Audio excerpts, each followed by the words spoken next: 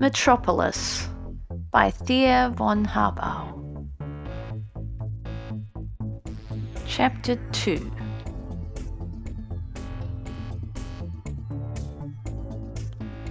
The brain pan of the new Tower of Babel was peopled with numbers. From an invisible source, the numbers dropped rhythmically down through the cooled air of the room, being collected, as in a water basin, at the table at which the great brain of Metropolis worked, becoming objective under the pencils of his secretaries. These 8 young men resembled each other as brothers, which they were not, although sitting as immovable as statues, of which only the writing fingers of the right hand stirred, yet each single one, with sweat-bedewed brow and parted lips, seemed the personification of breathlessness. No head was raised on Frida's entering, not even his father's. The lamp under the third loudspeaker glowed white-red. New York spoke. Joe Fredersen was comparing the figures of the evening exchange report with the lists which lay before him. Once his voice sounded, vibrationless. "Mistake, further inquiry." The first secretary quivered, stooped lower, rose, and retired on soundless soles. Joe Fredersen's left eyebrow rose a trifle as he watched the retreating figure, only as long as was possible without turning his head. A thin, concise pencil line crossed out a name. The white-red light glowed, the voice spoke, the numbers dropped down through the great room, in the brain pan of Metropolis. Freda remained standing motionless by the door. He was not sure as to whether or not his father had noticed him. Whenever he entered this room, he was once more a boy of 10 years old, his chief characteristic uncertainty before the great concentrated almighty certainty which was called Joe Fredersen, and was his father. The first secretary walked past him, greeting him silently, respectfully. He resembled a competitor leaving the course beaten.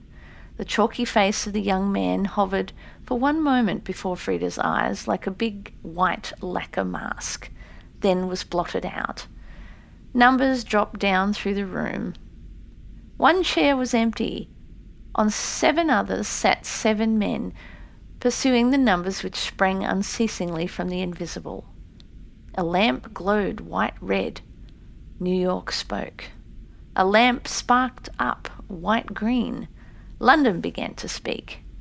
Frida looked up at the clock opposite the door, commanding the whole wall like a gigantic wheel. It was the same clock which, from the heights of the new Tower of Babel, flooded by searchlights, flicked off its second sparks over the great metropolis. Joe Fredersen's head stood out against it. It was a crushing yet accepted halo above the brain of Metropolis. The searchlights raved in a delirium of colour upon the narrow windows which ran from floor to ceiling. Cascades of light frothed against the panes. Outside, deep down, at the foot of the new Tower of Babel, boiled the Metropolis. But in this room not a sound was to be heard but the incessantly dripping numbers. The Rotwang process had rendered the walls and the windows soundproof. In this room, which was at the same time crowned and subjugated by the mighty timepiece, the clock, indicating numbers, nothing had any significance but numbers. The son of the great master of Metropolis realized that, as long as numbers came dripping out of the invisible, no word which was not a number and coming from a visible mouth could lay claim to the least attention. Therefore he stood gazing unceasingly at his father's head, watching the monstrous hand of the clock sweep onwards, inevitably like a sickle, a reaping scythe, passing through the skull of his father without harming him, climb upwards, up the number-beset ring, creep around the heights and sink again to repeat the vain blow of the scythe. At last the white-red light went out, a voice ceased, then the white-green light went out too. Silence. The hands of those writing stopped, and for the space of a moment they sat as though paralyzed, relaxed, exhausted. Then Joe Friedeson's voice said with a dry gentleness, "Thank you. Tomorrow." And without looking round, "What do you want, my boy?" The 7 strangers quitted their now silent room. Freda crossed to his father, whose glance was sweeping the list of captured number drops. Freda's eyes clung to the blue metal plate near his father's right hand. "How did you know it was I?" he asked softly. Joe Friedeson did not look up at him, although his face had gained an expression of patience and pride at the first question which his son put to him as he lost none of his alertness. He glanced at the clock. His fingers glided over the flexible keyboard. Soundlessly were orders flashed out to waiting men. "The door opened and nobody was announced. Nobody comes unannounced, only my son." A light below glass. A question. Joe Friedeson extinguished the light. The first secretary entered and crossed over to the great master of Metropolis. "You were right. It was a mistake. It has been rectified," he reported, expressionlessly. "Thank you." Not a look, not a gesture. The G Bank had been notified to pay your salary. Good evening. The young man stood motionless. 3, 4, 5, 6 seconds flicked off the giant timepiece. 2 empty eyes burnt into the chalky face of the young man, impressing their brand of fear upon Freda's vision. One of Joe Friedeson's shoulders made a leisurely movement. "Good evening," said the young man in a strangled tone. He went. "Why did you dismiss him, father?" the son asked. "I have no use for him," said Joe Friedeson, still not having looked at his son. "Why not, father?" "I have no use for people who start when one speaks to them," said the master over Metropolis. Perhaps he felt ill. Perhaps he is worrying about somebody who is dear to him. Possibly. Perhaps, too, he was still under the effects of the too long night in Yoshiwara. Freda, avoid assuming people to be good, innocent, and victimized just because they suffer. He who suffers has sinned against himself and against others. Do you not suffer, father? No. You're quite free from sin. The time of sin and suffering lies behind me, Freda. And if this man now, I have never seen such a thing, but I believe that man resolved to end their lives to go out of a room as he did. Perhaps. And suppose you were here tomorrow, that he were dead. That would leave you untouched? Yes. Freda was silent. His father's hand slipped over a lever and pressed it down. The white lamps in the rooms surrounding the brain pan of the new Tower of Babel went out. The master of a Metropolis had informed the circular world around him that he did not wish to be disturbed without urgent cause.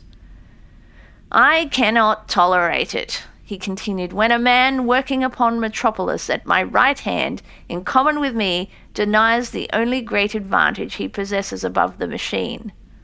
What is that, father? To take delight in work, said the master over Metropolis. Freda's hand glided over his hair, then rested on its glorious fairness. He opened his lips as though he wanted to say something, but he remained silent. Do you suppose, Joe Friedeson went on, that I need my secretary's pencils to check American Stock Exchange reports? The index tables of Rotwing's trans-ocean trumpets are 100 times more reliable and swift than clerks' brains and hands. But by the accuracy of the machine, I can measure the accuracy of men. By the breath of the machine, the lungs of men who compete with her.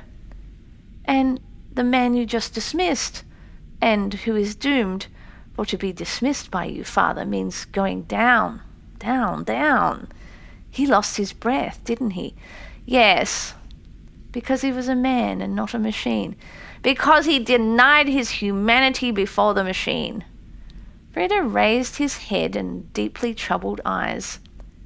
I cannot follow you now, father, he said as if in pain. The expression of patience on Joe Fredersen's face deepened. The man, he said quietly, was my first secretary. The salary he drew was 8 times as large as that of the last. That was synonymous with the obligation to perform 8 times as much. To me, not to himself. Tomorrow the 5th secretary will be in his place. In a week he will have rendered 4 of the others superfluous. I have use for that man. Because he saves 4 others? No, Frida, because he takes delight in the work of 4 others. Because he throws himself entirely into his work, throws himself as desiringly as if it were a woman. Frida was silent. Joe Fredersen looked at his son. He looked at him carefully. You have had some experience? He asked. The eyes of the boy, beautiful and sad, slipped past him out into space. Wild white light frothed against the windows, and in going out left the sky behind as a black velvet cloth over Metropolis.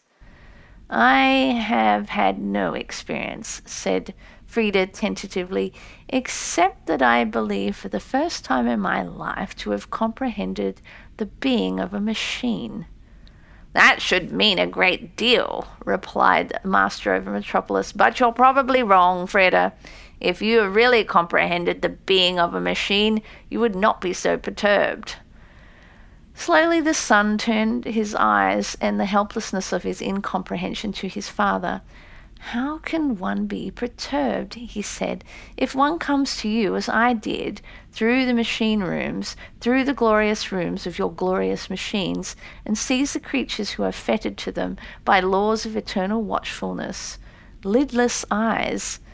He paused. His lips were dry as dust. Joe Fredersen leant back. He had not taken his gaze from his son and still held it fast. Why did you come to me through the machine rooms? He asked quietly. It is neither the best nor the most convenient way. I wished, said the son, picking his words carefully, just once to look the men in the face whose little children are my brothers, my sisters. Said the other with very tight lips. The pencil which he held between his fingers tapped gently, dryly, once, twice upon the table's edge.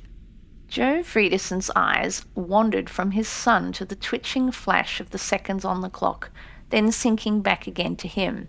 And what did you find? He asked. Seconds, seconds, seconds of silence. Then it was though the son, uprooted and tearing loose his whole ego, threw himself with a gesture of utter self-exposure upon his father. Yet he stood still, head a little bent, speaking softly, as though every word was smothering between his lips.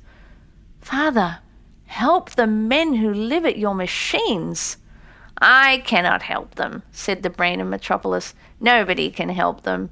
They are where they must be, they are what they must be, they are not fitted for anything more or anything different. I do not know for what they are fitted, said Freda expressionlessly. His head fell upon his breast as though almost severed from his neck. I only know what I saw, and that it was dreadful to look upon. I went through the machine rooms. They were like temples. All the great gods were living in white temples. I saw Baal and Moloch, Hutzipalochi and Durga, some frightfully companionable, some terribly solitary.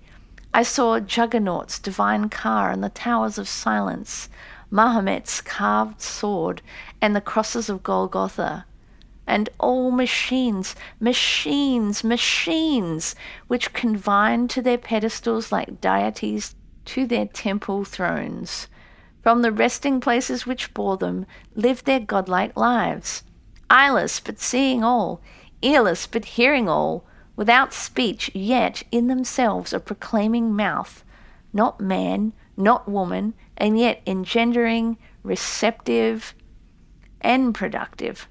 lifeless yet shaking the air of their temples with the never-expiring breath of their vitality, and near the god machines, the slaves of the god machines, the men who were as though crushed between machine companionability and machine solitude. They have no loads to carry. The machine carries the loads. They have not to lift and push. The machine lifts and pushes. They have nothing else to do but eternally one and the same thing, each in this place, each at his machine, divided into periods of brief seconds, always the same clutch at the same second, at the same second. They have eyes, but they are blind, but for one thing, the scale of the manometer. They have eyes, but they are deaf for the one thing, the hiss of the machine. They watch and watch, having no thought, but for one thing. Should their watchfulness waver, then the machine awakens from its feigned sleep and begins to race, racing itself to pieces. And the machine, having neither head nor brain, with the tension of its watchfulness, sucks and sucks out the brain from the paralyzed skull of the watchman, and does not stay, and sucks, and does not stay until its being is hanged to the sucked-out skull, no longer a man and not yet a machine, pumped dry, hollowed out, used up, and the machine which has sucked out and gulped down the spinal marrow and the brain of the man, and has wiped out the hollows in his skull with the soft, long tongue of its soft, long hissing. A machine glimmers and gleams in its silver velvet radiance, anointed with oil, beautiful, infallible, Baal and Moloch, Hutzitpochtli and Durga. And you, Father, you press your fingers upon the little blue metal plate near your right hand, and your great, glorious, dreadful city of Metropolis roars out, proclaiming that she's hungry for fresh human marrow and human brain, and then the living food rolls on like a stream into the machine rooms, which are like temples, and that, just used, is thrown up. His voice failed him. He struck his fists violently together and looked at his father. And they are all human beings. Unfortunately, yes. The father's voice sounded to the son's ear as though he was speaking from behind 7 closed doors. That men are used up so rapidly at the machines, Freda, is no proof of the greed of the machine, but of the deficiency of the human material. Man is the product of change, Freda. At once and for all being, if he is miscast, he cannot be sent back to the melting furnace. One is obliged to use him as he is, whereby it has been statistically proven that the powers of performance of the non-intellectual worker lessen from month to month.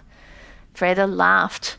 The laugh came so dry, so parched from his lips that Joe Friedeson jerked up his head, looking at his son from out narrow eyelids. Slowly his eyebrows rose. Are you not afraid, Father, supposing that the statistics are correct and the consumption of man is progressing increasingly rapidly, that one fine day there will be no more food there for the man-eating god machines, and that the Moloch of glass, rubber and steel, the Durga of aluminium with platinum veins, will have to starve miserably? The case is conceivable, said the brain of Metropolis. And then? Then, said the brain of Metropolis, by then a substitute for man will have been found. The improved man, you mean? The machine man? Perhaps, said the brain of Metropolis. Frida brushed the damp hair from his brow. He bent forward, his breath touching his father. Then just listen to one thing, Father, he breathed, the veins of his temple standing out blue. See to it that the machine man has no head, or at any rate no face, or give him a face which always smiles, or a harlequin's face, or a closed visor that does not horrify one to look at him. For as I walked through the machine rooms today, I saw the men who watch your machines, and they know me, and I greeted them, one after the other, but not one returned my greeting. The machines were all too eagerly taunting their nerve strings, and when I looked at them, Father, quite closely as I'm looking at you, I was looking myself in the face. Every single man, Father, who slaves at your machines has my face, has the face of your son. Then mine too, Freda, for we are very much like each other, said the master over the great Metropolis. He looked at the clock and stretched out his hand. In all the rooms surrounding the brain pan of the new Tower of Babel, the white lamps flared up. And it doesn't fill you with horror, asked the son, to know so many shadows, so many phantoms to be working at your work? The time of horror lies behind me, Freda. Then Freda turned and went, like a blind man, first missing the door with groping hand, then finding it. It opened before him, it closed behind him, and he stood still, in a room that seemed to him to be strange and icy. Forms rose up from the chairs upon which they had sat, waiting, bowing low to the son of Joe Fredison, the master of Metropolis. Freda only recognized one. That was Slim. He thanked those who greeted him, still standing near the door, seeming not to know his way. Behind him slipped Slim, going to Joe Fredison, who had sent for him. The master of Metropolis was standing by the window, his back to the door. "Wait," said the dark, square back. Slim did not stir. He breathed inaudibly. His eyelids lowered. He seemed to sleep while standing, but his mouth, with the remarkable tension of its muscles, made him the personification of concentration. Joe Fredison's eyes wandered over Metropolis, a restless, roaring sea with a surf of light. In the flashes and waves, the Niagara Falls of light, in the colour play of revolving towers of light and brilliance, Metropolis seemed to have become transparent. The houses, dissected into cones and cubes by the moving scythes of the searchlights, gleamed, towered up, hoveringly, light flowing down their flanks like rain. The streets licked up the shining radiance, themselves shining, and the things gliding upon them, an incessant stream, threw cones of light before them. Only the cathedral, with the star-crowned Virgin on the top of its tower, lay stretched out massively down in the city, like a black giant lying in an enchanted sleep. Joe Fredison turned around slowly. He saw Slim standing by the door. Slim greeted him. Joe Fredison came towards him. He crossed the whole width of the room in silence. He walked slowly on until he came up to the man. Standing there before him, he looked at him, as though peeling everything corporeal from him, even to his innermost self. Slim held his ground during this peeling scrutiny. Joe Fredison said, speaking rather softly, "From now on I wish to be informed of my son's every action." Slim bowed, waited, saluted, and went. But he did not find the son of his great master again where he had left him, nor was he destined to find him. End of Chapter 2. If you are enjoying these audiobooks, please take the time to subscribe, press like, leave a comment, or share this channel with your friends who also enjoy listening to audiobooks. Thank you.